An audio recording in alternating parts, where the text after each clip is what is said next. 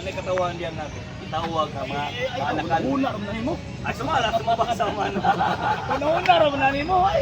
Sumala Nagis mabasa pero giun sa man mo pagkabalo. Kanang gingon sa Roma kapitulo 8 kamuna. Sumala sumabasa gani. Apoy ba? Sumabasa. Basado. Try na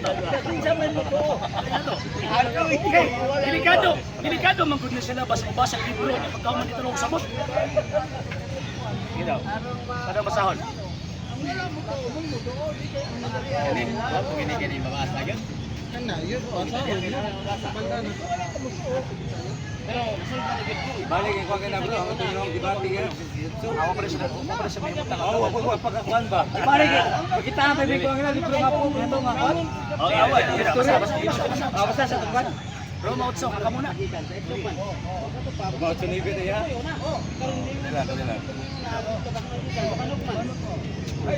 Nala. Roma 9:8. Sa ato pa ang mga anak sa Dios dili mao kadtong mga anak binagi sa pagkatao kun dili ang pag-aisipon nga iya sa kaliwat mao kadtong anak sumala sa kisaan. Kisaan man ni. Ako nang utang kasi gisaad. Ako kamutan na ba atong propesiya ninyo ba kamo na? Mao gani nga propesya. Ayaw. It is a fallacy ng Sekretor. It does not follow. Nga naman, kaya imong gibasa, wag yun naghihatag din na apil mo. Ganun mag-ipa-ipadayon naman sa Roma Kapitulo 10, verso 14 to 15, madawat ang pagtuo pinagi sa pagwali. Diba? Giwalihan din mo. Di O ako. mawalihi, ikaw na mo nagbasa. O sige, kisa may nagwalian ni. Sino nagwalihan eh?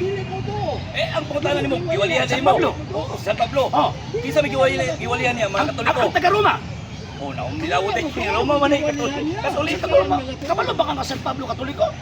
Kisa may nag-ingon sa imo. Kasi sayan. Sige, basahin. Kayo, basahin. Ay niya, og na ako'y mabasa. Sumala sa gingon Nasa San Pablo Katoliko. Ay, saan nagyayali?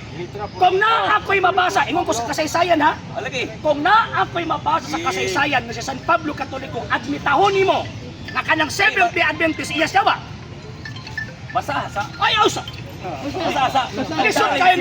Lisod kayo ng muhatag ko og tawag ining ebidensya na di ta magkasinabot na. Dapat magkasinabot ta. Magkasinabot ta. Kay oras i-present ako, kapilan ako ng present sa inyo, babasa niyo, kamabot mo din mo to. Ayaw. Dawato na ko na siya kung na kayo mabasa. Okay, sige. Oh, na kayo mabasa diya sa Biblia. Diba? So, bawi no. Di bawi no. Subot, ipasabot, di siya kabarog. Kaya kung ibutan pa sa Biblia San Pablo Katoliko, ang kuno na pura ninyo. Sumala man sa Biblia. Sumala man sa Biblia. Ayaw ko pasakyaan na. Ayaw ko pasakyaan ng inyong kabuang. Ang inyong tawag ining ka, usa na ba kanang Bible alone, Bible alone kay wa na sa Biblia. Okay. Sa hindi pa po nakapag-follow sa mga pages po natin, i-follow nyo po yung mga pages po natin, RJ Horolanciano II, TV Apolia Punto Argumento page, Kuya Apologies TV page, and RJ's Vlog 2022.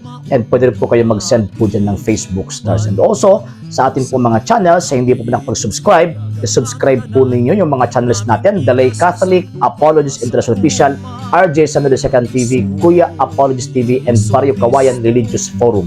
And pwede rin po kayo mag-send po dyan ng super sticker, super chats, and super thanks. And maraming salamat po sa mga kapatid at mga Katoliko na always pong tumutulong sa programa po natin. Maraming salamat po. Nang dahil po sa tulong at suporta po ninyo, ang programa pong ito, until now, andito pa rin po sa social media. And until now din po, nangangailangan pa rin po tayo sa tulong at suporta po ninyo dahil wala po kami magagawa rito mga sir, mga ma'am, kung wala po yung tulong at suporta po ninyo. Sa gusto pong tumulong, sa gusto pong sumuporta, pwede po ninyong ipadala ang tulong at suporta po ninyo sa pamamagitan po ng ating mga account numbers dyan po sa ating pong screen.